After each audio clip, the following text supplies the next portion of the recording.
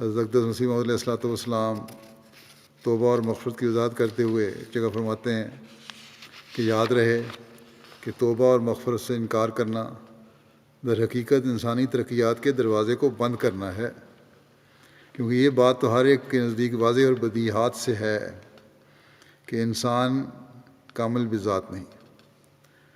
اپنی ذات میں مکمل نہیں ہے، بلکہ تکمیل کا محتاج ہے۔ اور جیسا کہ وہ اپنی ظاہری حالت میں پیدا ہو کر آہستہ آہستہ اپنی معلومات وسیع کرتا ہے، پہلے ہی عالم فاضل پیدا نہیں ہوتا، اسی طرح وہ پیدا ہو کر جب ہوش پکڑتا ہے تو اخلاقی حالت اس کی نہایت گری ہوئی ہوتی ہے۔ چنانچہ جب کوئی نوعمر بچوں کے حالات پر غور کرے تو صاف طور پر اس کو معلوم ہوگا کہ اکثر بچے اس بات پر حریص ہوتے ہیں کہ ادنا ادنا نزاع کے وقت دوسرے بچے کو ماریں، اور اکثر ان سے بات پہ جھوٹ بولنے اور دوسرے بچوں کو گالیاں دینے کی خصلت سے مترشح ہوتی، بچوں کو گالیاں دینے کی خصلت مترشح ہوتی ہے،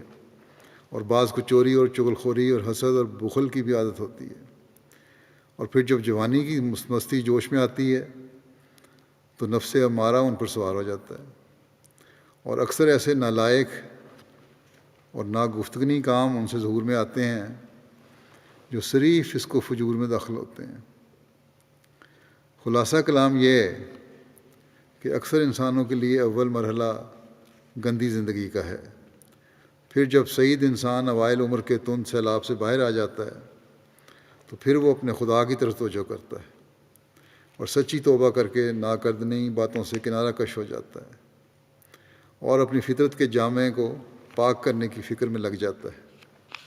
یہ عام طور پر انسانی زندگی کے سوانے ہیں جو نوع انسان کو طے کرنے پڑتے ہیں۔ بس اس سے ظاہر ہے کہ اگر یہی بات سچ ہے کہ توبہ قبول نہیں ہوتی تو صاف ثابت ہوتا ہے کہ خدا کا ارادہ ہی نہیں کہ کسی کو نجات دے۔ پھر آپ نے فرمایا کہ واضح ہو، اور یہ ممکن نہیں ہے کہ ارادہ نہیں، کیونکہ اللہ تعالیٰ تو کہتا ہے میں نجات دینا چاہتا ہوں۔